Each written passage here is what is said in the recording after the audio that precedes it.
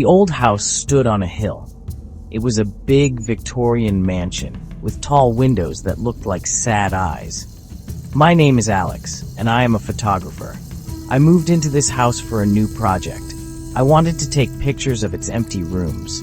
The house was full of shadows and dust. It was very, very quiet. The kind of quiet that makes you hear your own heartbeat. I carried my heavy camera bag up the creaky wooden stairs. Each step made a loud groan, like the house was complaining. I felt like I was waking something up from a long, long sleep. I found the perfect room to set up my things. It was a large library with empty bookshelves that reached the high ceiling. A huge fireplace stood at one end, cold and dark. I placed my camera on its tall tripod. I pointed it toward the center of the room. The air was thick and heavy, and a strange chill made me shiver, even though it was not cold outside. I felt a little nervous, but also excited. This house had a story. I could feel it. My job was to capture that story in my photographs. I just wanted to take pictures of the light and shadows, nothing more. As the sun began to set, the light coming through the tall windows changed. It turned from a bright yellow to a soft, gloomy orange. The shadows in the corners of the library grew longer and darker. They seemed to move and stretch like long fingers reaching out for me. I walked through the empty halls, my footsteps echoing loudly.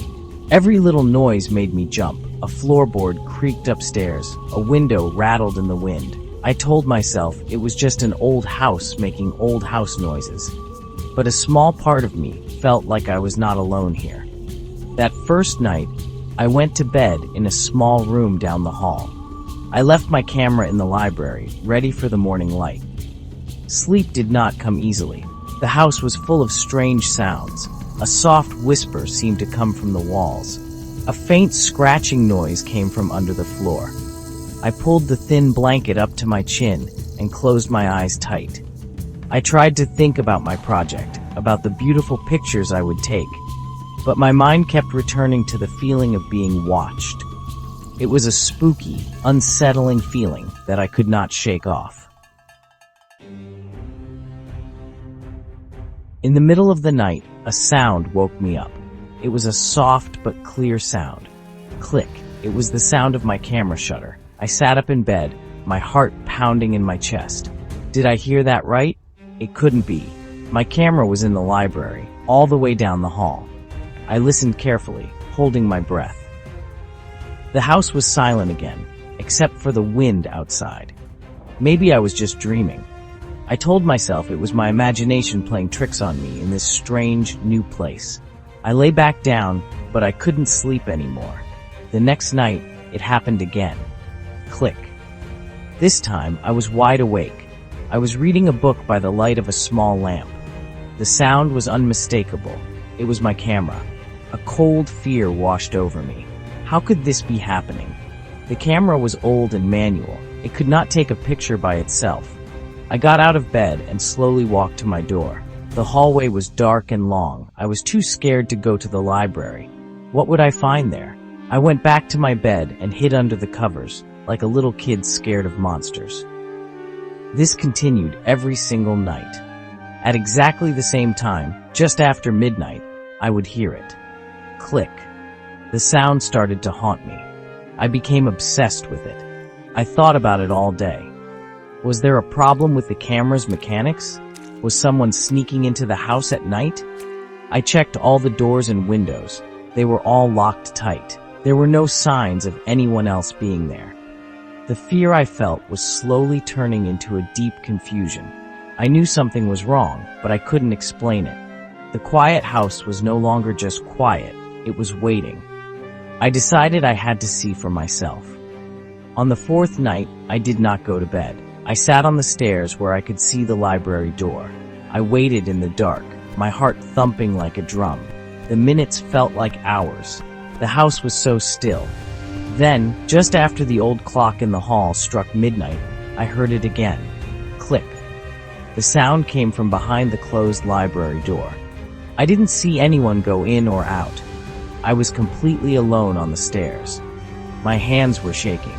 I knew then that this was not a dream, and it was not a trick. Something was in that room with my camera. After a week of sleepless nights, I knew I had to see what was on the film. I had a small, portable darkroom kit with me. I took the roll of film out of the camera, my hands trembling slightly. I went into a small, windowless bathroom to develop the pictures. The chemical smell filled the tiny room. I watched as the images slowly started to appear on the photo paper under the dim red light. The first few photos were just of the empty library, exactly as I had left it.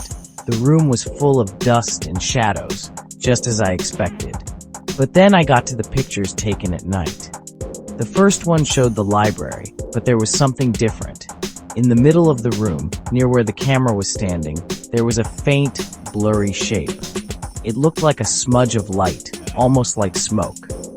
I held the picture closer to the red light, my eyes wide. It was just a blur, but it had a strange, human-like form. My blood ran cold. This was the picture taken on the first night, when I first heard the click. The camera had captured something that I could not see. I developed the rest of the film, one picture for each night. With every new photo, the smoky shape became clearer. On the second night's photo, the smudge looked more like a person. I could almost see the outline of a head and shoulders. By the third night, it was even more defined. The shape was taller, and it seemed to be closer to the camera. It was a ghostly figure, transparent and glowing softly in the darkness of the library. I could feel my fear growing with each picture I developed. The ghost was becoming more real every night. The last photo from that roll was from the night before. The ghost was now very clear. I could see the shape of a long dress and long dark hair. The figure was standing only a few feet from the camera lens. It was a woman. Her form was still see-through, and I could see the bookshelves right through her body. But her shape was sharp and undeniable. She was looking directly at the camera. I dropped the photo into the chemical tray, my hand shaking so much I could barely stand. The ghost was getting closer. What did it want? I knew what I had to do. My fear was still there, a cold knot in my stomach, but my curiosity as a photographer was stronger. I had to capture the final image. I put a new roll of film in the camera. That night, I did not hide on the stairs. I stood in the dark hallway, right outside the library door, which I left open just a crack. I waited, my own camera in my hands, ready to take a picture of whatever happened. The clock struck midnight. I held my breath, and then I heard it. Click.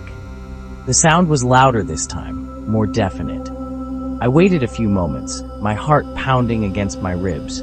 Then I pushed the door open and stepped into the library. The room was dark and silent. Nothing seemed out of place. It looked exactly as it always did. I walked over to my old camera on its tripod. I felt a strange urge to see the picture immediately. I couldn't wait. I quickly rewound the film, took the roll out of the camera, and rushed back to my small, makeshift darkroom. My hands fumbled with the chemicals, my mind racing with a mix of terror and excitement. I had to know what it had captured tonight. I slid the paper into the developer tray. I watched, barely breathing, as the image began to appear. First, the dark outlines of the bookshelves and the fireplace emerged. Then, the center of the photo began to darken. It was her, the ghost. But this time, she was not blurry or transparent. She looked completely solid, as if she were a living person standing in the room. She was standing directly in front of the lens, so close that her face filled the entire picture. Her eyes were wide and sad, and they stared right at me. It felt like she was looking through the photo, into my soul. I dropped the tongs and stumbled back, hitting the wall.